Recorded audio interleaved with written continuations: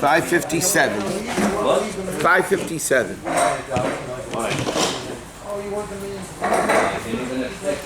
Torah Od 180, second column, 10 lines to the top of the page approximately. Second column.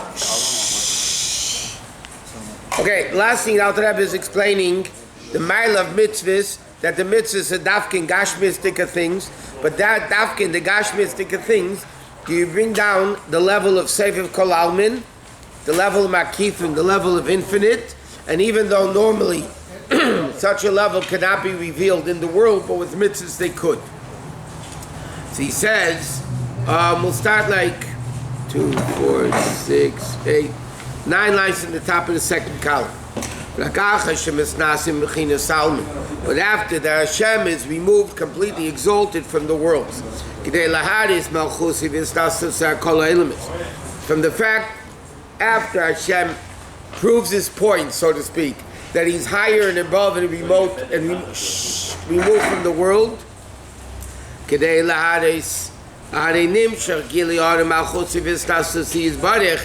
after Hashem, so to speak, proves the point that he's removed from the world, then he reveals that level into the world through physical mitzvahs.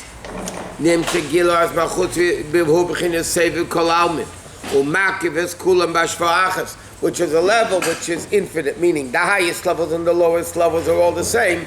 That level of Elokus is brought down into the world when a Jew does a mitzvah. Yes. But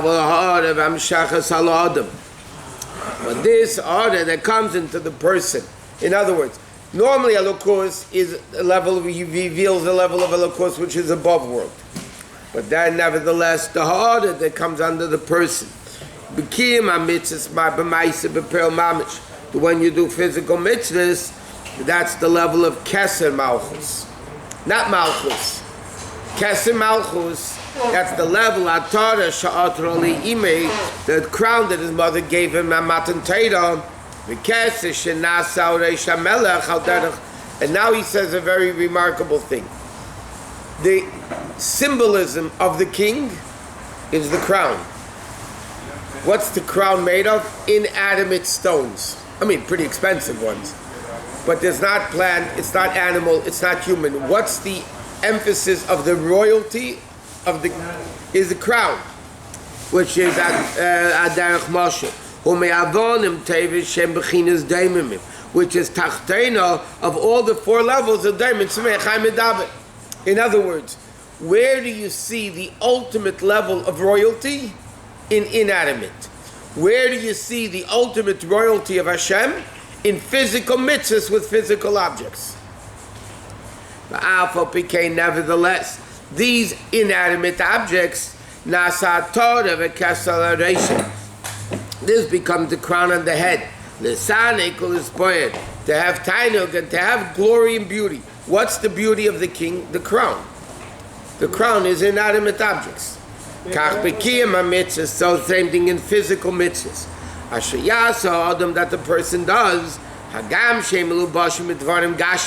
even though mitzvahs are in physical thing, which is the lowest object. Why it's like in Gan Eden only spirituality, but in Gan Eden in spirituality there are no mitzvahs. It has to be dafka in the physical object.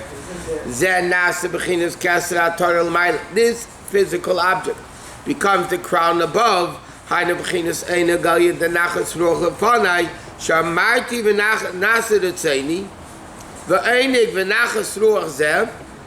this enjoyment of Elokus becomes revealed in the nefesh. In other words, like this, like we learned 1,000,000 times. We don't feel it. We're going to feel it when Moshiach comes. But now we're revealing actually that it's in the trust fund. It's coming into the neshama, into the nefesh. When a person does achas mikol mitzvahs Hashem, the Talmud Torah keneged kulam, ki halachas. What are halachas? Hein halichas. Because the word halicha, right? What is it called halacha? Because we learned it comes in the word halicha, which is amshachas ernza baruch hu mamish. Ba'olam into the world, because HaKadosh Baruch Hu in the world is only dalet amos shel halacha, not dalet amos of Torah, halacha Torah, meaning Torah that comes into the practical day-to-day living. That's where Torah is revealed. That's the level of Elokus. So he says that's the whole aspect of Yiddishkeit, of Torah mitzvahs, that is not only levush malchus, not only for Hashem to create a world has to come into malchus. This is the keser malchus, when a person does a mitzvah. And that's what the Alter Rebbe says. I'm explaining the mile of mitzvahs over Torah.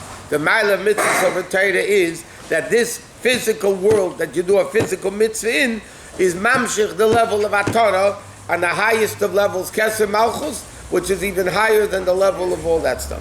He's comparing physical mitzvahs to inanimate objects. Correct. For Hashem. Because that's what physical mitzvahs are, in inanimate objects. And that's much stretched to the crown. The highest level of, right. But that's the phenomenal one. That's what he's, what? Mitzvot are very spiritual. There are no spiritual mitzvahs. And even the mitzvah, let me explain to you something. Hello.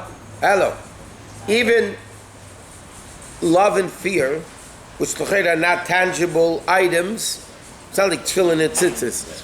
Nevertheless, it's the physical heart that is loving and fearing. So even those mitzvahs that seemingly are more spiritual are still in a physical body of the heart. The heart fears and loves. The mind learns. It's all physical. The mitzvah of speaking, benching, birchat hamazon, whatever, all those things, in davening, it's all with the physical mouth. It relates to the conduct of people. Correct. Their production. The physical conduct of people in the physical world. But that brings down a level of godliness which is higher than the level Torah brings down. So why are we relating to, when it comes to God, we like to associate symbolism of stones and something so physical? No. It's the soul elevating our physical body.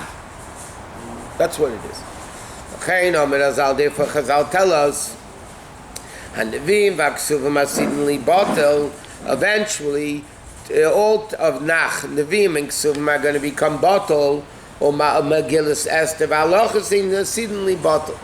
And therefore it says, Megillus Esther and Aloch are not going to cease even when Moshiach comes. Or Inyan, he says like this, the Alter Rebbe clarifies one thing, that when Yerushalmi says that they're going to become batel, also, he says, it doesn't mean chas v'sholem that they won't be anymore. Because Torah zu is nitzchi. Torah is permanent, eternal. You can't say that Nevi'im are not going to exist, and Tilim is not going to exist, except Megillah Esther. It doesn't make sense. What does it mean? What does it mean, asidli batel? It doesn't mean they're not going to be. Batel means they're going to become bit batel. What does that mean? The revelation of Elokus, when Moshiach comes, is going to be so great that the revelation of the Nevi'im will be batel kiziv hashemesh b'shemesh. It says like this. There'll be such a... Okay, now there's a revelation of Nevi'im and Ksuvim and Yom Tevim. There's a lot of Giluah. Yom Tov is a greater holiness. It's a greater revelation of Hashem. Mashiach comes, the revelation of godliness is going to be so great that revelation of Yom Tov is going to be like a candle in sunlight. There's going to be such, or like the ray of the sun in the sun. Like, and now the Rebbe said it's definitely going to be there. It definitely is there. But when you look at the sun, all you see is the sun. You don't see any light. Why? Not because it's not there. It's bottled. And that's what it means, asinli bottle. It doesn't say they're going to cease to exist. It doesn't say lo yiya'id. It says asinli bottle, meaning, and that's without Rebbe, because this is a misconception a lot of people have. Chas v'shalom to say they're not going to exist. Because Torah is eternal. Everything in Torah is eternal. Even when Mashiach comes. So what does it mean asinli bottle? Not that it won't be, but it won't be any significance like a candle in sunlight, or the ray of the sun in the sun. Megillus Esther, Purim, and Halachas, the Gilu is so great that even then it's going to be a great Gilu. And also Chumash. Well, it says just Nevi'im Eksuvim. Yeah.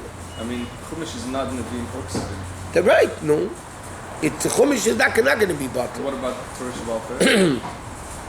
Except Megillah Esther and Halachas. Shabbat Peh is going to also be bottled? Yeah, but again, he says, it's going to be Gili, Rav Vad Gili on Nevi'im, Yubeten, Kibito, Ziv Hashem, Shema Yesh Aziv, Vada Yesh Lo Rab Mimkere. Even though there's no question that the ray of the sun exists within the sun, and it gives off a tremendous level of revelation. Much more than much more than the ray of the sun 93 million miles away. There's no question the ray of the sun in the sun is much greater than the ray down here. But but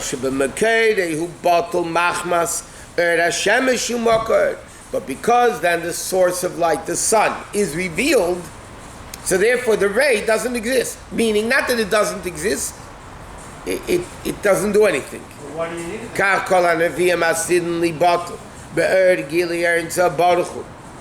She is Galileo Tzedlavei, and it's everybody's going to see a Lukus. But concerning this, Chazal say that Esther will still shine even in the revelation of Moshiach. What do you need? What? If you have the sun, such a great sun. Torah is eternal. Torah is always existing. Torah is always there. But it won't accomplish anything as far as the ray goes. Again, the simple mashal in our light a sun in candlelight, in light a candle in sunlight. Sorry, light a candle in sunlight. It doesn't do anything. It doesn't add light. That's a great question. If the sun is going to be revealed, why do you need the rays? It's going to be done in a different way. Still have its advantages. There's still going to be a ray. But let's see what he says about Megillah Esther. Then we'll understand what it When means. Moshiach comes, the sun itself will shine? Yeah. The sun will be on earth? Yep. And Spiritual even sun. and That's what we were talking about. obviously, it's not gonna. The physical sun's not moving down 93 million miles. What it means is the revelation of Elokus. So I guess you have to say these are so essential.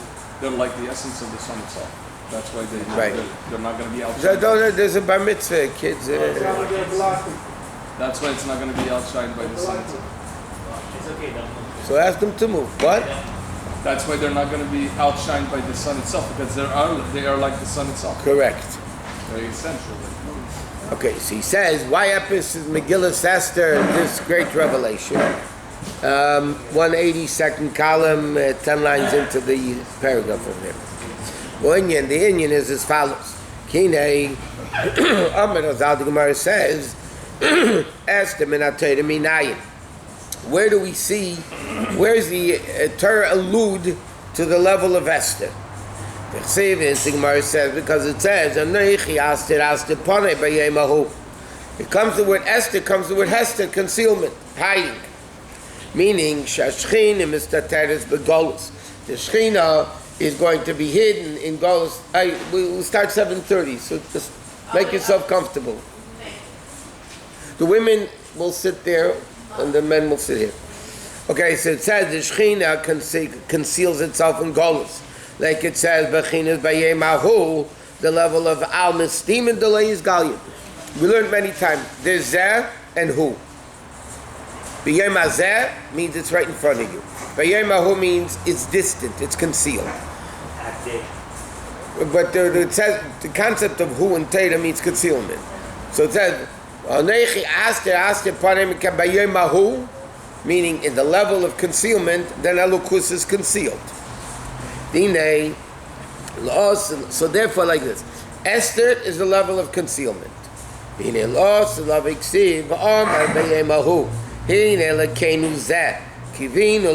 is Elokeinu Zeh. Shebechinas Hu Sasi Yebechinas Zeh. Okay? Va'amar Bayim Hahu Hine Elokeinu Zeh. Which means in the level of Hu is going to be Zeh. That means until now it's concealment.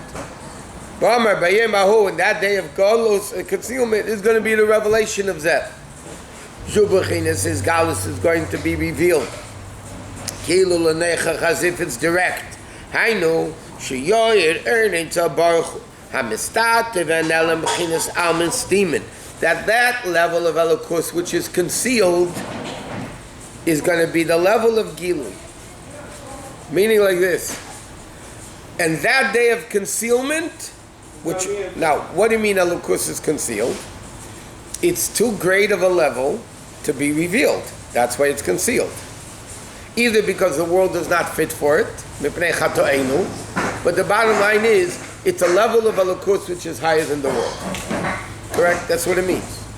So, Bayayimah means that level of who is going to become Zeh. And now the Rebbe is probably going to say this as he continues. That pasuk says twice Zeh. V'amar Bayayimah hu hine Elokeinu Zeh, kivinu le'veshenu, Zeh Hashem kivinu le'nagil v'nismach b'shuasi. So it's double Zeh. By Kriyas Yam Suf, when they said Zeh Keli Van Veu, Rasa Shivcha Yam, but the Shivcha and the Sayam saw what the greatest and the Nevi'im didn't see. Yeah, that's one Zeh. Zeh Keli Van Veu. La'asa Lavai is going to be double Zeh, but what's going to be Zed? So to speak, Zayin. What's going to be Zeh? The level of who? The level of Elokus that is so concealed, that is also going to be revealed. So that means that that's the level of Esther. In concealment, there's going to be infinite. In Chassidus, there's no negativity. Concealment of Elokus means it's too great of a level to be revealed. Why is a person blind? Not because he's lacking, because the gili of the neshama of seeing is too great for the vessel to handle it. So the infinite is there. Correct. It's just not. Is Hashem all over?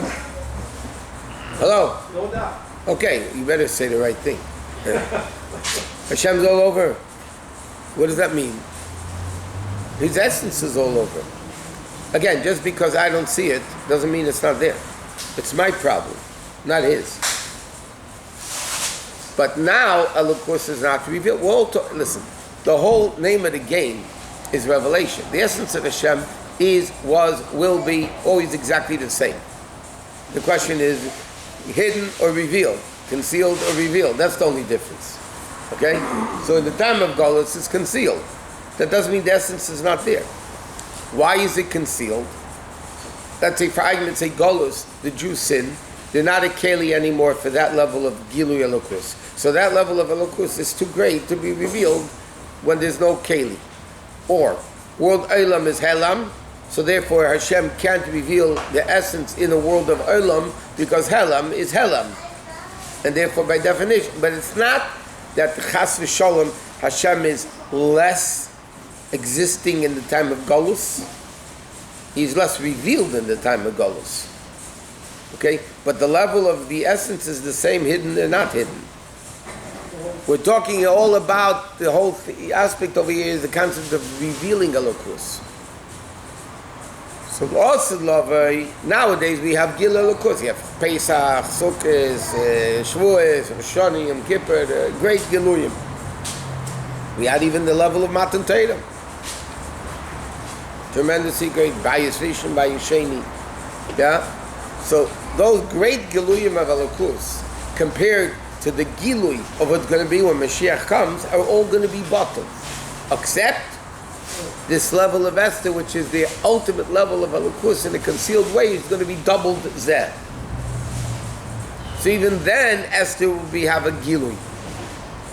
It won't be like a candle in the sun. It's going to be like a spotlight in the sun. You know what I mean? Whatever. Or more than that. Okay, so he says, which is that in the level of Bayemahu is the level of Hester Behelim, because the source of it comes from steam of the whole steam. And the other was like this. You know, everything Chassidus turns around. Hidden. What's the source of hiddenness of Elokus? The source of it is the hidden level of Elokus. The hidden level of Amon steam is greater than Amon Disgalion. Right? What's the source of revelation of Elokus? Revelation. What's the source of concealment of Elokus? Almond Steeman. So it's a greater level of, it's not revealed, but it's a greater level of Elokus. And therefore he says,